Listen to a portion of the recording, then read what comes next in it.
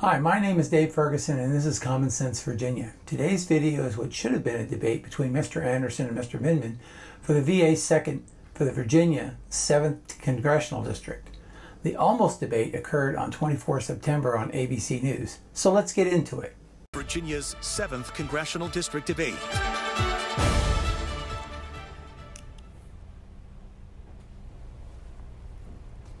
Thank you for joining us. I'm Scott Thuman. Tonight we are hosting a debate for the 7th Congressional District in Virginia. Joining us is Republican candidate Derek Anderson. Democratic candidate Eugene Vindman declined to participate this evening despite a month of working to find a date that worked for both campaigns. We provided multiple offers for him to change his mind, but so far have received no response. We have a clip here of Mr. Vindman saying that he wanted to debate Mr. Anderson within the last 2 weeks on Fox 5. Here's that clip. Will you be debating Derek Anderson in this race? 100%. We have a robust debate and joint appearance schedule. We have 4 scheduled right now. That's pretty robust. And tonight, I'm also joined by 7 News reporter Nick Minock, who is serving as a panelist to ask questions as well this evening. And for tonight's debate rules, there is no opening statement, and Mr. Anderson will have 1 minute to answer each question and then 1 minute to give a closing statement. So let's begin with a topic that affects every single voter out there, and we're talking about the economy and inflation. According to data from earlier this year, the average Virginia household has spent almost $25,000 more on goods and services since January of 2021 due to inflation. For many, it's simply crippling.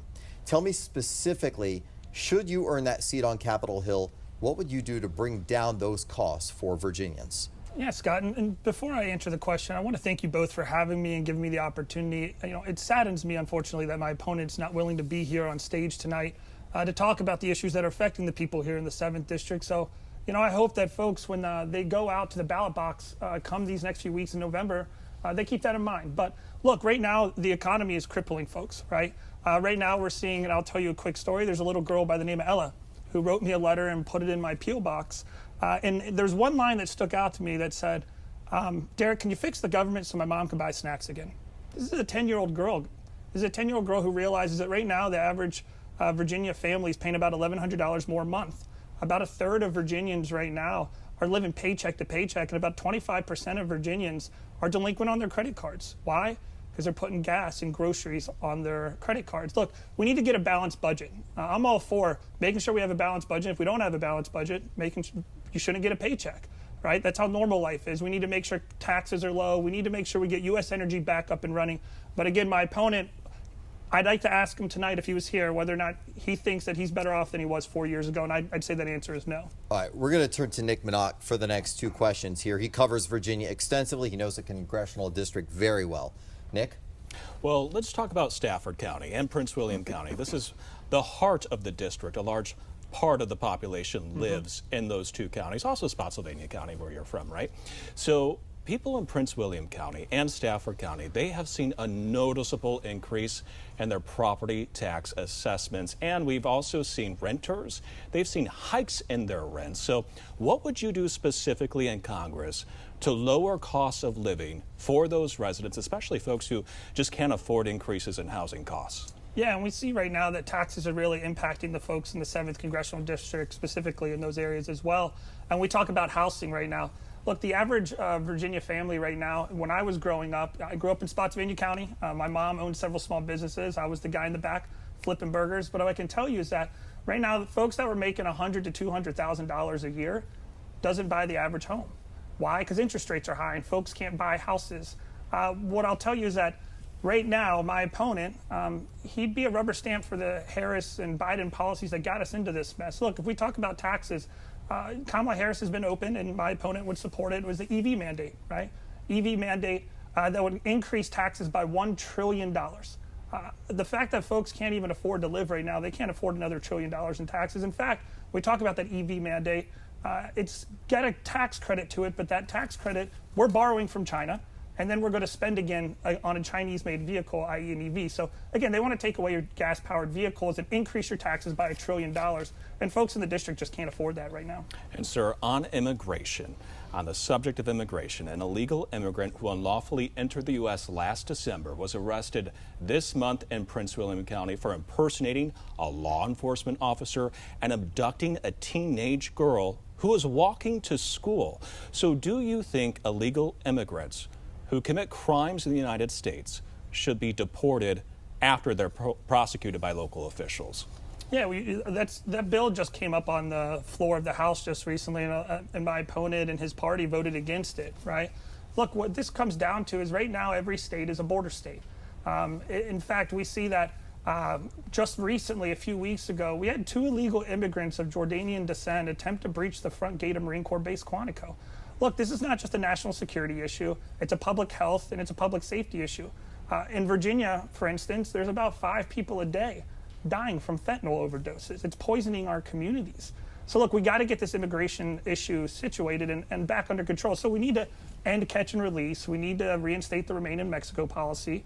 We need to make sure we're funding DHS and ICE. I mean, those are common sense solutions, but my opponent and his party, look, Kamala Harris and Joe Biden have had the opportunity to fix the border time and time again, but they've chosen not to. In fact, my opponent would be a rubber stamp for those policies. To show you just how much he cares about the immigration policy, he took it off of his website recently. So again, these are common sense solutions and common sense problems. We want to make sure our national security, our public safety, and our public resources are being saved. Yeah, let me interrupt right there and ask you on the same subject of immigration for specifics regarding deportations, because there's a lot of conjecture over what would happen if former President Trump comes back into office. He's vowed to finish the wall, and he said there will be mass deportations. You worked under President Trump's term. Do you support his plan, or do you think whether or not they have committed some sort of crime, they should be deported, talking about undocumented immigrants, keeping in mind, of course, they play a key role in the job market here in Virginia, also pay close to $700 million in Virginia's state and local tax dollars, according to the Institute on Taxation and Economic Policy. Yeah, look, you know, we want a tall wall but a wide gate, right? We want people to come here legally. And that's the issue we're having right now. If we look at, you know, I travel the district quite often and talk with all of our local sheriffs and our local police chiefs. And I can tell you that quite often I ask them the #1 issue that they're facing is fentanyl overdoses. It's poisoning our community. So look, I mean, when we talk about the deportation issue and whether or not we build the wall, I recently just took a trip to the wall. And I can tell you, there was an Obama-era wall. President Obama did, in fact, build wall, President Trump wall, and then it stopped. And when I talked to the local sheriff there, he said, that's President Biden's wall. Look, it's common sense, folks. The Biden-Harris administration, they've created this problem. They've created the problem where million upon millions of people have been brought into this country by cartels. And we see young women and young children that have been just missing. A lot of these people we do know, some of them we don't. But again, we have to come up with common sense solutions, and funding ICE and DHS would be the #1 thing we need to get so that we can make sure that our communities are safe. Okay, I'm going to stop you right there. We're going to take a quick break. We'll be right back. Your voice, your vote, Virginia's 7th Congressional District debate. We are joined by Republican candidate Derek Anderson. Democratic candidate Eugene Vindman declined to participate despite a month of working to find a date that his team would agree to. Mr. Anderson, both you and your opponent have extensive military backgrounds. You're a former Green Beret. Eugene Vindman, a former Army colonel. When it comes to conflict, there's intense debate right now about America's role overseas. Currently, the U.S. is sending more troops to the Middle East in response to increased violence between Israel and Hezbollah. There's about 40,000 U.S. troops in that region already. Would you continue sending money, troops, and weaponry to support Israel as it continues its controversial and significantly more deadly fight against Hamas as well? Yeah, you know, we need to make sure we stand up with our ally, right? Israel is our biggest ally in the Middle East.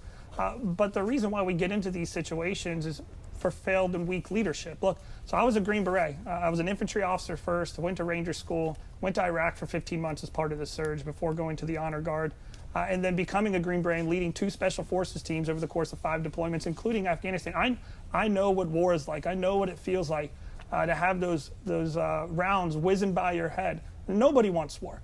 But at the end of the day, Israel has a right to defend themselves. And what we're seeing quite often is that the equivocation from the Biden-Harris administration, which is what which caused us to get into the situation that we are. Look, we talk about oil and we talk about the economy, we talk about gas prices. The biggest way that we can, if we want to increase gas prices, is conflict in the Middle East. So again, this goes back to leadership and making sure we're strong in our convictions and making sure that we support our allies when they need it and not equivocating on how much money or any of the equipment that they're going to give, like my opponent and his party has continued to do over and over again. All right, let's get to Nick. He's got another question. Go ahead, Nick. Well, Scott, thank you. Mr. Anderson, Prince William County is on track to become the world's largest data center hub. And not everybody's on board. We know in Prince William County, they have more than 40 data centers, and it's growing. And 7 News has reported on protests, residents who don't want these in their backyards next to their homes. So the question for you is, do you think that data center expansion should be halted in Prince William County, or do you think more data centers should expand and come to the county? Yeah, so, you know, the data center issue is something that I think that truly does need to be decided at the local issue, because whether you're in Prince William County or Stafford County, or whether you're in King George and Caroline County, or even further west into Madison and Greene, each county is going to have their own wants and needs from that. And I've got a good relationship with a lot of our local board members and school board members, and quite often it's just about making sure that the county is being taken care of when we bring in this infrastructure, making sure jobs are brought into the district. But again, I think it's a county by county decision, and the counties are going to have to do what they think is best. But at the end of the day, more jobs, more prosperity is always a good thing for our district. All right. Thank you for that. We are going to go ahead and take another very quick break. We'll be right back with Derek Anderson and more questions with our debate.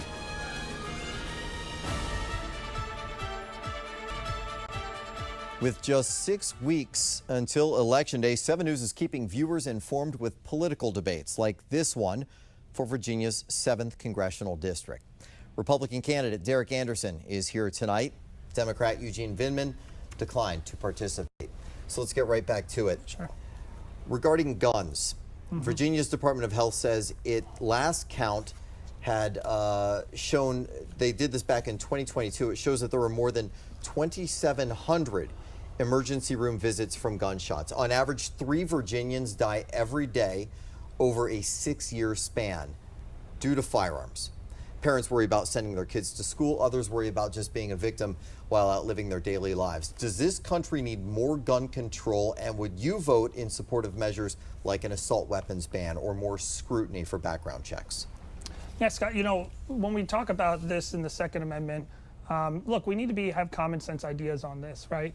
What I'll tell you is that what we shouldn't be doing is taking guns or weapons out of the hands of law-abiding citizens. We should be taking it out of the hands of individuals that are criminals and that have severe mental issues. Look, we've seen what's happened over the last few weeks in our local schools, and my heart goes out to those folks. But if we look at what is happening, we knew the FBI had known about some of these individuals prior to, and we know that they had some serious mental issues. So, we need to make sure we're investing in mental health. And look, I'll be quite honest, my opponent and his party have been very open on what they support. Look, they have voted against legislation that would enhance the penalty for criminal activity or crimes that are committed with a weapon. So if you have armed robbery or robbery, they're the same penalty instead of enhancing and deterring.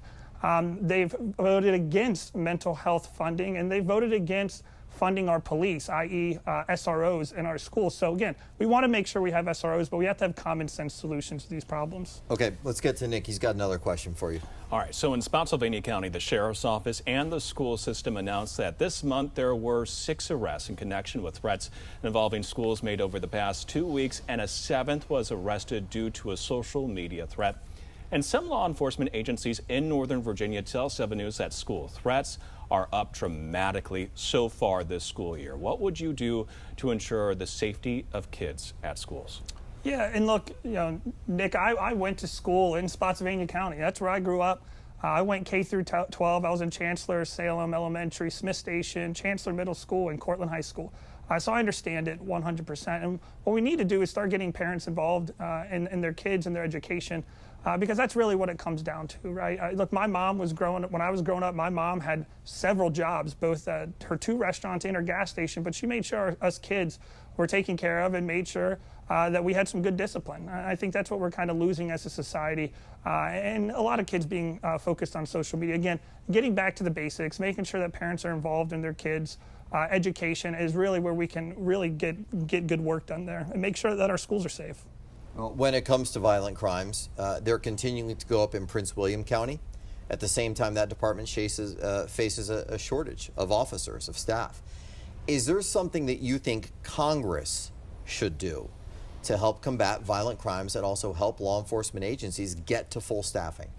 Yeah, so, I've been very supportive of our local law enforcement. And look, I mentioned previously that I've sat down with a lot of our local police departments, our police chiefs, our sheriff's office, and talked about a lot of the needs and the wants that they need. Because, look, our local counties and their boards of supervisors are doing a phenomenal job at trying to make sure that our sheriff's offices are funded, but there's just certain things that they're not able to get. So as a member of Congress, I want to make sure that I keep an eye out for those things that we can get, whether they be grants or what have you, for our local law enforcement to keep our community safe. And let's take a step back, too. We talk about the border and the issues that are affecting us here. Nick, you mentioned just recently about what's going on in Prince William County. We've seen how the border and this illegal immigration crisis has really impacted the Commonwealth of Virginia. And here in the 7th District, I talk with the sheriffs, and we see the criminal activity along I-95 because it's easy for these cartels and these gangs to drop stuff off along I-95, whether it be weapons, whether it be drugs or what have you. But again, we gotta clean this up, and making sure we have our law enforcement's back as this first step. All right, we're going to pause right there. We're going to take one more final quick break here, and then we'll be right back with our final questions from Mr. Anderson.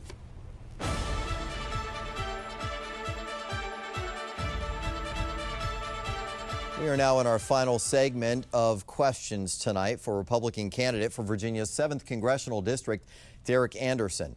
His opponent, Democrat Eugene Vindman, declined to participate. Mr. Anderson, earlier this year, Virginia lawmakers decisively voted down a bill that would have instituted a near total abortion ban. It was an 8-0 bipartisan vote. Your opponent has vowed to restore the protections of Roe. Meanwhile, Governor Glenn Youngkin has supported a ban on abortions after 15 weeks with exceptions for rape, incest, and the life of the mother. Where do you fall on this issue, and what parameters would you choose? Yeah, look, Scott, we need to start thinking about this issue with compassion. Right, my mom, she was 18 years old when she had me. I'm glad my mom had me, and she's glad that she had me. Look, it's pretty clear the Dobbs decision gave this back to the states to make the decisions for the states. And Virginia, as you mentioned, has spoken on this. But what I want to address here more specifically is where I stand on it, because my opponent has lied time and time again about this. Look, I've been very open in where I stand, and I don't want to federalize this issue, so I do not support a national ban on abortion. I support IVF, and I support over-the-counter contraceptives. But again, my opponent has continued to lie about this issue and putting words in my mouth, with it, which is just not good. At the end of the day, we need to have compassion and consensus and common sense with this issue and stop being divisive. And again, my opponent, he'll continue this divisiveness because he's distracting from the issues, because he can't talk about things like the economy or the border or veterans. All right. Mr. Vindman has been accusing Mr. Anderson of wanting to take away all women's reproductive control, outlawing abortions, birth control, and IVF. Here's Mr. Vindman's position in his own words. On that same level is reproductive health care, the right to an abortion. It affects over 50% of our population. Frankly, it's an issue associated with freedom and privacy. It used to be a constitutional right a couple of years ago before the Dobbs decision. And for me, I spent 25 years in the Army defending Americans' rights and freedoms, and I feel like they're under attack. You know, I look forward to him answering some of these critical questions. These are questions that frankly, with respect to our voters, they're owed an answer to. Is he going to protect their fundamental rights and their privacy? This is a decision has always been a decision between a woman and her doctor without interference from politicians. Will he protect that right, or won't he? And, you know, I take the position that we need to ensure that Roe v. Wade is the law of the land, and I will support that in Congress. And I will veto any attempt to to have a national Let's get abortion back ban. to Nick for one more question. Nick? So that's a hot topic. Another one is transportation. And the I-95 corridor is in the center of Virginia's 7th Congressional District. Many people who live in the district are very familiar with heavy traffic on I-95, commuting to work, also coming home. So how would you alleviate transportation headaches in your district if you were elected to Congress? Yeah, I mean, 13% of our district, roughly, Nick, is commuters, right? Folks that travel to and from Washington, D.C. or Northern Virginia, or even into Richmond. I can tell you very frankly that I get the phone calls from my mom every single day because she's a real estate agent. And she's the one that has to leave very early or later in the evening or in the morning or get back later in the evening. And she always uses that time to give me a call, to give me an update on every single thing that's going on in her life. So again, look, the issue with I-95 is really impacts everyone. And so when we're looking at federal funding and we start talking about infrastructure, what I want to make sure as the next member of Congress is to make sure that when federal funding is being dispersed across the nation, that it comes here to the Commonwealth of Virginia and specifically to the 7th Congressional District. Because anyone that's watching right now, Nick and Scott, knows that when you get up I-95 in the 7th Congressional District, that's usually where traffic ends up. And I want to be that champion for infrastructure in our district, whether it be roads, bridges, or highways. All right, Mr. Anderson, you'll have just 30 seconds to answer this one, so shorter time here. What makes you the best candidate for this seat? Yeah, so as someone that's from Spotsylvania County that understands what people are dealing with every single day, that's why. I think that's someone who's a veteran, someone who's fought for our country overseas. As I say to folks, look, if you want someone to fight for you in Washington, D.C., you need someone that is you. It's one of you. And I've had that opportunity. And my opponent, unfortunately, he's not from here. In fact, he's not from here, and he's not even willing to get on stage to talk to the people of the 7th District about the issues that are impacting them every single day, whereas I'm running around our district every single day talking to folks about the issues impacting them, like the economy and the border. Well, and you do now have your one final minute for a closing statement. Look, my name is Derek Anderson. I'm from Spotsylvania County. I grew up in the district. I was the guy in the back of my mom's restaurant flipping burgers when I was growing up. I went to Cortland High School before I went to Virginia Tech on an ROTC scholarship, becoming the first person in my family to graduate from college. I joined the Army. I was an infantry officer, went to Ranger School, and went to Iraq for 15 months as part of the surge. I went to the Honor Guard in Arlington National Cemetery before becoming a Green Beret, where I did 5 deployments overseas, including Afghanistan. I went to law school and clerked for 2 federal judges. I have lived the American dream. I got into this race after seeing what had happened in Afghanistan. I lost 5 of my guys in Afghanistan, so as you can imagine, I wanted to do something and serve in a new capacity, and that's why I'm running for Congress. I'm running for Congress for the people in the 7th District, like my mom and my cousins. Look, if you want to, I'm a common sense kind of guy. If you want to make sure it's more affordable to live and make sure our communities are safe and we take care of veterans, I'm the guy. So again, it'd be an honor to represent the 7th Congressional District, the district that raised me. Mr. Anderson, thank you so much. A couple of important dates quickly to remind you about in Virginia. The deadline to apply for a mail-in ballot is Friday, October 25th, and the last day of in-person early voting is Saturday,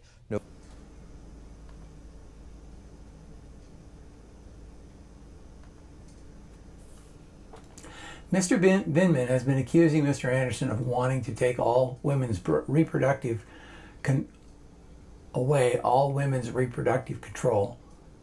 Yeah, this doesn't sound very good. Mr. Vindman has been accusing of wanting to take away all